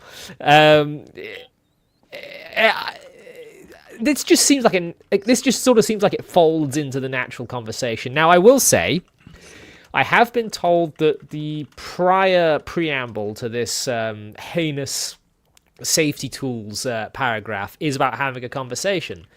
But the fact that it ends on the point that a player can just take over the game is what I find egregious. No debate. No debate. It should not be debated. Play should be stopped. The player should be put on the pedestal. Look at me. Look at me. I am the dungeon master now. I'm the captain now. You look. Indeed. Exactly. Yeah. And that's just huge. There was a quick question that Kyle Dyingbreed wanted us to go through, and that is quickly. We'll just quickly keep it like a 5-second answer. I'm going to go across. GraphPaperArchitect, your first edition of D&D was AD&D. AD&D. Delver was quite obviously the red demon eye coming out. The guy's gouging the eye out. Yeah, Delver. I'm going to guess yours was basic. My first version of D&D was using Keep on the Borderlands by itself to teach myself to play D&D. Yes, you've told me this story before, which we'll have to get you back on stream to tell in full again, I think. Okay. Kneon? Redbox, but I actually bought the Sinister Secret of Saltmarsh, thinking it was a self-contained game. And then I had to go back a few years later when I got to AD&D, and then we played through That's that. Similar to what happened to Delver. Yeah. Kneon, which red box? The Moldvay with the the fragments are okay. Yeah, because I'm like, oh, it's an actual game. I didn't know. As a kid, I thought it was like a choose your own adventure book, right? Because I saw the kids playing the modules. And down the rabbit hole you went. So I bought Saltmarsh, which my son bought me a copy of it not too long ago. He was like, Dad, would you have this? I'm like, oh God, I remember all this. But yeah, we tried to play it. My friends and I tried to figure it out. I was a kid. And we tried to figure it out, and we're like, I don't think this is how this game works. And then some older kid came over and said, hey, dumbass, you need to buy the actual books to learn how to play the game. And, and I'm like, what do you mean? Because we're sitting there at like the lunch table at school and trying to figure this out. It's like, God, what a bunch of morons. And he said you need to go buy and so I looked at AD&D, and I'm like, I don't understand what I'm supposed to buy. So I'm like, oh, basic set. It has dice in it. That must be the game. Yep. And that's what I bought. And then we kind of just made up our own campaigns until we got to a place where it was like, okay, now we're ready for the big boy books. You see, part of that is how I started playing, because when we were in school, I was in a very rural English high school, everyone lived in separate villages throughout an area. And, you know, walking across a load of fields for 10, 15 miles every night to go to your friend's house and play D&D was probably not on the table for most of us. So we would meet in the school library or computer lab, wherever there were less bullies, and we would basically craft our own Dungeons and Dragons game from the disparate knowledge we could pick up on from forum posts, as well as mashing a load of Elder Scrolls stuff in there because we all played Oblivion and Morrowind and things like that. So we basically had our own little TTRPG set up before we actually started playing official D&D. But then we're going to move on to DM Wisdom. First edition, sir. So it was first edition. My friends had just visited a B. Dalton bookseller and stolen the Player's Handbook, DMG, and the Monstrous Compendium for second edition. But the rules were too updated. They had already been playing first edition. And so we ended up playing first edition until everybody was up to speed on second edition rules, which consequently wasn't really that much different from first edition, other than adding proficiencies, which was in the Oriental Adventure book. So not much different. But yeah, so technically first edition, but we went headlong into second, and I was there for years, still am there. So yeah. Harmony. Yeah, so I'm relatively young in human years, kind of old in woman years, but like I started with third edition when I was 18 because I wasn't allowed to play when I was younger than 18 because of my family. And since then I've played about every edition except the new one, and I haven't played second edition. So, but second edition was amazing. Yeah, I've played quite a lot. Second edition. Yeah, I never played it. But I played a lot of that. I've played several other TTRPGs as well. I usually run D&D. I run a 5e mostly, but it's like it's kind of I won't explain my campaign. I'm one of those nerds. Perhaps on another stream we can quiz you on your campaign, because it honestly sounds fantastic. I would have to get up and walk if I could get mine. Mine's over there. Yeah. Very nice. But I run 5e with like some, I believe, old school elements to it. So I mean, there's a very it's very possible to have sort of a classic take on 5e, a classic gaming take. Yeah, it's weird to actually say I run 5e because I don't run 5e the way I run 5e, but everyone sort of assumes that means, you know, a walk through a meadow with nothing happening. I completely and utterly murdered the monk the other week. Yeah, I drowned him. Yeah, no, I actually, so I am a big believer that if you actually read the DMG and use a lot of the optional rules in it, that 5e is actually fairly solid. People argue with me on that, and that's fine. You don't have to. No, agree. The monk's right. in the chat, and he's like, "Yes, you did murder me." 5e's got solid bones. 2014 5e out of the core books is a fine game. CR makes no sense in that game. I like to look at them as a buffet. I like to go, I want some of this, I don't want some of that. Have that chicken, but not that pork. And just pick and choose. Well, you could kill Strahd with the 5e rules. That way it would be a Buffet the Vampire Slayer. Wisdom, you wanted to say something. I played 5e for 9 years straight until the OGL scandal. Everybody was just into it. And the reason why I went, so we were playing second edition for years and years. Then I convinced everybody to go to first edition Pathfinder. And then I was just like, oh my God, this is too much. Then I got the 2014, the 5th edition Player's Handbook. And I was like, wow, this is more like second edition. So that's when we started playing that. But then saw that there were still issues at the end of all that. And it really wasn't until the OGL, man, I would probably still be playing 5e if it wasn't for the OGL, but I'm glad for all of that. The OGL was a watershed moment for me. Oh yeah, for sure. There's a chap in the chat that I created over on my website, lostlawlibrary.com. We created together, in fact, the artist is also in the chat. We all created together a bunch of item cards compatible with 5th edition, just as the OGL hit. And we all kind of threw our hands up and said, not touching that with a 10-foot pole. They're all available for free on my website. And that was the end of that project. Yeah. I suppose now we're just going to have to wait for Adventure Engine. Yes. Oh, no Certainly pressure. hope so. No pressure. No pressure. No pressure. Hurry We up. will be starting online alpha soon, so expect you watch your inboxes. I'll say that. But so the couple last things. I think we're getting to our time. It looks like we're getting ready to turn into pumpkins. I'm looking, kind of gauging the room. Trying. Do you want to fill out your checklist? Are you triggered? Or I mentioned exhaustion. I guess that's like thirst. So you might. I hope the mention of meat doesn't trigger anyone, but I have a steak dinner to cook in a couple of hours. Oh, Yeah, I think we've got Me some too. stuff going on. So we've had the term safety tools are bullshit, DM wisdom. Exactly. So let's go ahead and give everybody some time. Jack, you're first on the hot seat. You can't use bullshit. Safety tools are an abomination. an abomination. Bullshit abomination. All right. On my screen, the next one is the Delver himself. Safety tools are Entirely unnecessary. They are a means of controlling people's behavior. Oh, yes, exactly. Alrighty then. Now, we've got bullshit, we've got abomination, we've got totally unnecessary. Kneon.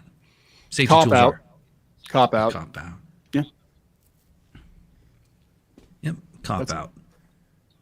Oh, Here he is. Yes. I've got something to say. Safety tools are lame. How about that? Is that good? That's very tame. I like that. Fuck you. Okay, bye. Says Alf. Thanks for coming, Toth.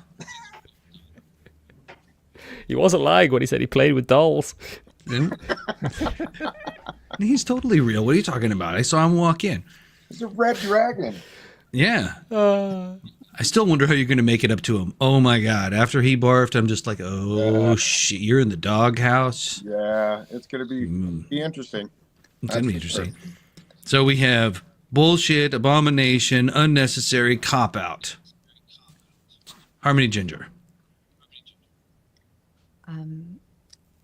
Safety tools are for the BDSM community.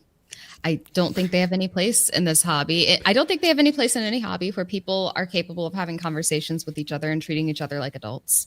It's like any other game. You don't fill out safety tools to play Risk or Catan. Why would you fill them out? Fill out a safety form for this.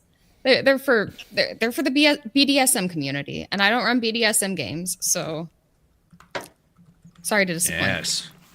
Yes. All right. Safety tools are bullshit. Safety tools are... Oh, now I'm starting to brain fart. Old brain. Safety tools are... What was yours, Jack? An abomination. Abomination. Bullshit. Abomination. Totally unnecessary. Cop out for the BDSM community. And will not be featured in anything Tactical Fantasy Games ever does. Ever. Not even once. Friends don't let friends safety tools. I reckon if we're sort of on the verge of wrapping up, we should see what the founder had to say on this sort of thing. That's a good closer. Yes. Is it my turn? Who's going to read this? Everybody take a piece. Can everybody see Can I it? take the first paragraph? Yeah, I think so. Yeah, go for it, man. We are picking up some echo from someone. One of you. Some players God, I will don't find hear it. more enjoyment in spoiling a game Yeah. than in playing it, and this ruins the fun for the rest of the participants. So it must be prevented. Those who enjoy being loud and argumentative, those who pout or act in a childish manner when things go against them, those who would use books as a defense when you rule them out of the line, should be excluded from the campaign. Simply put, ask them to leave or do not invite them to participate again. I love Gygaxian. That's why they hate him. Yeah, that's why they're trying to erase him. That's a why- whole nother thank you, show. Kneon. Holy shit. Hey, Kneon, you know how you're an evil human being and a bigot and blah blah Oh, blah. absolutely, Do you want to take that next paragraph for me? I think it'd suit you. Starting with peer pressure, right? Yep. Peer pressure is another means which can be used to control players who are not totally obnoxious and who you deem worth saving. These types typically attempt to give orders and instructions even when their characters are not present. Tell other characters what to do, even though the character role they have has nothing to do with that of the one being instructed, or continually attempt actions or activities their characters would have no knowledge of. When any such proposals or suggestions or orders are made, simply inform the group that is no longer possible under any circumstances because of the player in question. The group will then act to silence him or her and control undesirable outbursts. The other players will most certainly let such individuals know about undesirable activity when it begins to affect their characters and their enjoyment of the game. Peer pressure. There we go. Mm-hmm. Harmony? Maybe? Okay. Strong steps short of expulsion can be an extra random monster die obviously rolled, the attack of an ethereal mummy, which always strikes by surprise naturally, points of damage from blue bolts from the heavens, striking the offender's head, or Rocks fall, everyone dies. a point of charisma appropriately from the character belonging to the offender. If these have to be enacted regularly, then they are not effective and stronger measures must be taken. Again, the ultimate answer to such a problem is to simply exclude the disruptive person from further gatherings. Well done. Well There done. you go. That's a damn sight different attitude, that. And you know what I appreciate about it? Game comes first. Yeah. Exactly. The game comes first. Game comes Which first. is why you're there in the first place. It is why we're there The in the gods first hate place. you, you're dead, there's the door. Exactly. It is. Yes. There's the door. The gods hate you. You're dead. There's the door. Oh boy. Screenshot that. That's going in the game. And one of the things is it's gonna be there. You're gonna be going along and what's this adventure? Oh. Kneon just condensed the essence of 3 paragraphs of Gygax there. Yep. Absolutely love it. Absolutely love it. One of the last closing remarks, I think we're up to that now, Jack. So I'll go ahead and jump in. That way the panel can have the meat of the time. First of all, I want to say thank you again to everybody for being here. All of you in the chat. I haven't been able to respond. It's been great to see everybody coming here. And I think that for myself personally, because I don't do bullies from anywhere, and my point being is this. We're going to have them coming in. They're going to be showing up at our tables. I say kid because I think that most of the time these kind of tools would need to be used by someone who was, a kid or not all there maybe. But the point being is that someone shows up and they sit down and they go, "Hey, I'd like to play." And you go, "Okay, cool, let's play." And they get out their X cards and start setting up their little table, because they think that's the way to be. That they've been programmed to believe that this is the appropriate way to be a good person. How are we going to respond as a community, both online and offline? Are you going to go, "You're a fucking special snowflake, wokey piece of shit. Get the fuck off my table. I can't believe you're even here. Yeah. And drive people away from our hobby and our community? Or do we say, "Wait a minute, hey kid, you started in the 2020s and shit, yeah? Well, let me show you some of the old way. Let me show you some of the old magic. If you have something, let me know. Cool, we can handle it. But otherwise, try this, I think that's the best way to go. I just want to say that I think that would be a good way to move forward in this situation, and then we can all just shut the fuck up and play. Ha! Aye. Who wants to go next? Delver! You volunteer as tribute. Here's first edition AD&D. If you want to learn to play it, I will gladly teach you how. My gaming table is covered with Dwarven Forge and miniatures. There's no room for emotional baggage, so please leave that outside. Yeah. Drops mic. Mm-hmm. Savo says, the Fifle artist says here, "I'll admit the wine comes first at the tables I've been at. That's a very good social lubricant." I like it. Who is next out of you three at the bottom there? Mr. Wisdom, Miss Ginger, Sir Kneon. Wisdom, you did the head motions. You're next. I'm next. Oh shit! What's the question? No. So I, much like DungeonDelver, the idea of being at the table should be first and foremost about fun and connecting, hopefully, with friends. And if that's what you're about, I think everyone here would agree that it's about entering into these awesome fantasies, and having these safety tools really needs to be discussed outside of the table. If you have issues as a brand new player, talk to your game master, your dungeon master about it, and be mature, be an adult. Even if you're 10, 11, 12, that was the whole thing with AD&D. Most of those kids that were writing in to Dungeon Magazine and Dragon Magazine back in the day were all 10, 11, 12-year-old kids pretending to be 20 and 30-something-year-olds. And they rose to that level of being mature enough to be able to play. So I would say come with a mature mindset and don't try to control the narrative, the game, or any social situation. It's about give and take and having fun. Yep. Harmony and Kneon can fight for the next one. Oh, Harmony can go. Oh, thank you.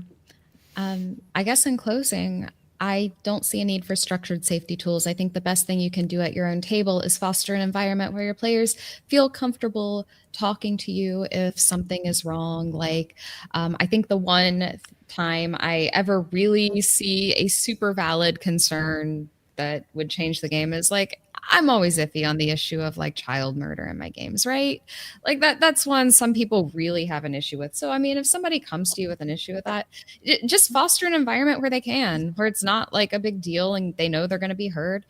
There's no need for X cards. There's no need to change the game. There's no need for checklists, consent forms. Just talk to people before the campaign. That's not a safety tool. That's just human interaction, which I think has fallen by the wayside in recent years. But I truly don't see any need for safety tools more than just basic human interaction. And it has been lovely being here with you guys.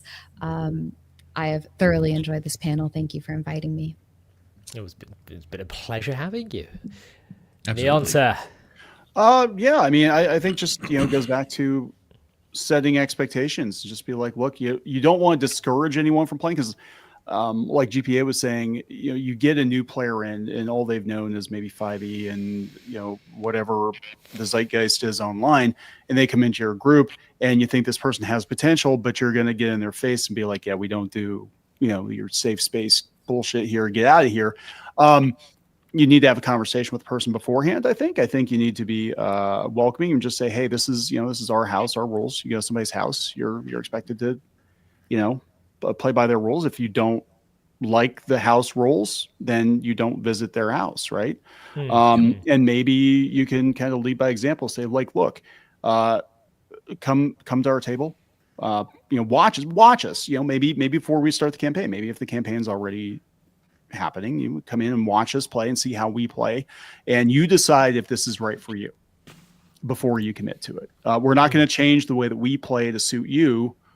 But just have enough respect to at least, hear us out and hear why we do it that way. And I think any adult, and again, you're talking, difference between people now versus maybe people then, but I think most adults can get that through their head that, you have to, talk things out and not, throw in a bunch of unnecessary rules. Right. Yep. And as the rod of power has returned to my lap, I shall simply say God. that You went there. You went there. You think you have power here? Ha! He removed himself. It's the same damn button. It flipped over. I was like, go back, remove, click. You've completely thrown me. No, you haven't. I can handle the pressure. I firmly believe in creative expression. That if you go through the videos on my channel, yes, I talk about the things I don't like. The modern Dungeons and Dragons does, despite the fact that I play a modern version. I am a fantasy guy, genre fantasy first and foremost. I write stories, I world build, and I talk about the mechanics of those things that make the genre great. That is my concern. Because this is a political infringement, I know we've all avoided the P word. This is a political infringement upon the genre that I so love and value for its escapism. I find that it also lessens what I am now able to write about for an audience. Now, has anyone here heard the author Robin Hobb? She writes the Fool's trilogy, and several others. In fact, Soldier Boy is my favorite novel of hers. But she uses quite extensively in the first book and a half of the Fool's trilogy the R word, and also that happening to children. And she uses it as in a purposeful way to set up later events, and also to show the reader who is and who isn't good. Certain things that happen around my table, whilst I do not do brutality on screen, I usually fade to black, are harrowing. Certain player deaths, especially at the end of my last long-running campaign, made some of my players cry, because the game needs to have that emotional impact. Otherwise, you're not invested. I'll put it this way. There were 7 players I ran my last heavy, serious campaign for. 3 of them got out alive in the final fight. And as they buried their fallen friends and comrades, and I went into the epilogue with them, people were crying.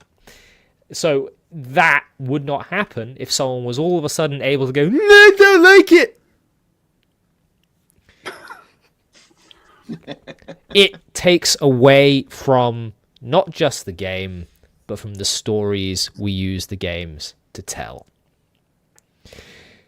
Everybody, thank you very, very much. Gotta end on a different note, man. We cannot end this stream on my players were crying at a funeral and they were death. Well, right now they're all saying, that didn't happen. That didn't happen at all. Real fast around the table. What's our next topic? Chainmail bikinis. Larry Elmore. Make chainmail bikinis great again. Look, I'm trying to end this on a intellectual note. Well, you went to death and killed. Crying. Yes. No. Okay, here's one of my players. Look, she's still crying. Yes, look at you. You're horrible.